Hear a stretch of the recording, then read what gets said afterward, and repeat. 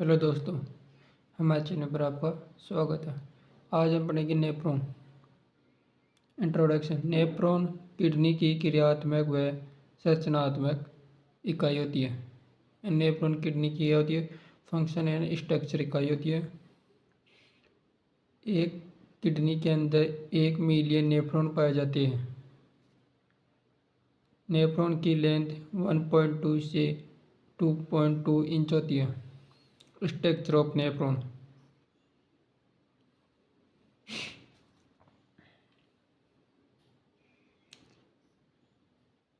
ये नेफ्रॉन का डायग्राम है। इसमें दो पाई जाती है, आर्टरी एपरेटिंग और इफ्रेटिंग। ग्लोमेरुलर कैप्सूल होता है और बोमेन कैप्सूल होता है। यहाँ से प्रोम्यूजिक कोऑर्डिनेट पीसीटी से जाएगा तो यहाँ आएगा असेंडिंग लिम्फ और ये होगा यू आकार का हैंड्स ऑफ लूप्स। ये होता है डिसीडिंग लिम्फ और ये होती है डिसीडिंग कॉन्वोल्यूटेड ट्यूब और collecting ducts of Biles.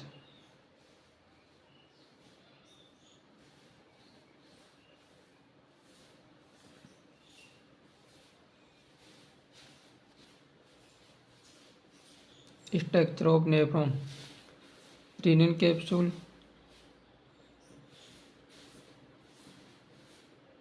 Corpus और रेनिन ट्यूब्स और collecting ducts.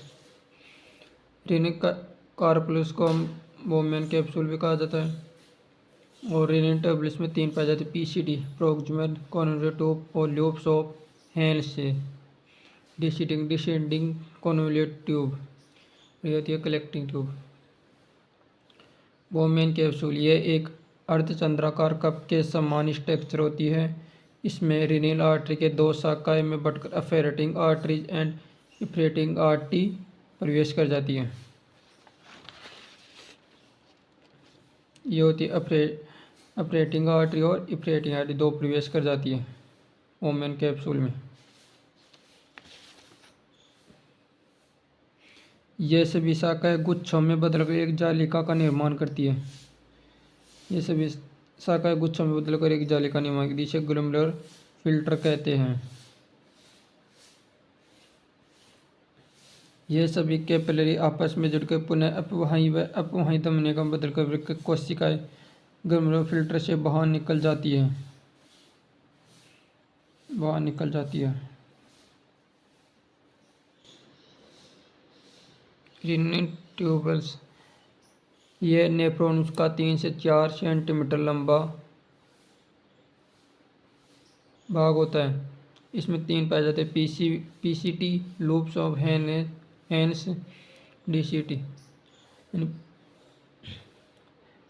PCT proximal convoluted tube. यह वृक्कीय नलिका का प्रारंभिक 1/3 भाग होता है। लूप्स ऑफ हेंसले यह पीसीटी का अगला भाग होता है। इसकी आकृति अंग्रेजी के यू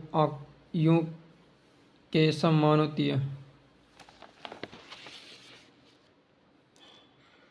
पीसीटी का अगला भाग होता है हैंड्स ऑफ लूप्स। यह होता है यू आकार का। इसकी 2 भुजाएं होती है। इसकी असेंडिंग लिम्फ पीसीटी तथा डिसेंडिंग लिम्फ भुजा डीसीटी से जुड़ी होती है। एक तो होती है असेंडिंग लिम्फ, यह पीसीटी से जुड़ी होती है, और एक होती है डिसेंडिंग लिम्फ जो डिस्टल कॉन्वोल्यूटेड ट्यूब से जुड़ी होती है।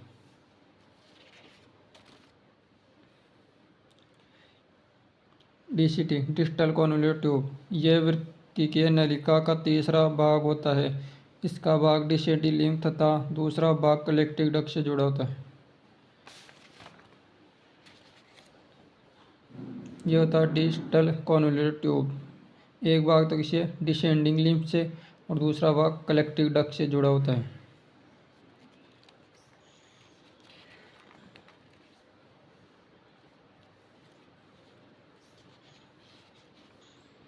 पढ़ेंगे कलेक्टिंग डक्ट। यह वृक्क के नलिका का सबसे चौड़ा भाग होता है। इस भाग में छोटे छोटे सूक्ष्म नलिकाएं पाई जाती है जिसे डक्ट्स ऑफ बेनाइल्स कहते हैं। कलेक्टिव डक्ट में क्या होता है, छोटे छोटे क्या होते हैं, छोटे छोटे डक्ट्स ऑफ बेनाइल्स पाई जाती है। इस भाग में डीसी से आया हुआ बहुमूत्र इकट्ठा होता है। यह डक्ट्स ऑफ बेनाइल्स पिरामिड के शीर्ष पर medulla cortex, major calyx, minor calyx में आकर खुलती है। Ducts of Bellini renal pelvis से जुड़ी होती है। एक किडनी में लगभग 10 से 15 लाख तक नेफ्रॉन होते हैं। सो फ्रेंड्स, मैं उम्मीद करता हूँ ये वीडियो आपको पसंद आया होगा। अगर ये वीडियो पसंद आया हो तो लाइक कीजिए, सब्सक्राइब कीजिए और अपने फ्रेंड्स के साथ शेयर कीजिए। Thanks for watching this video.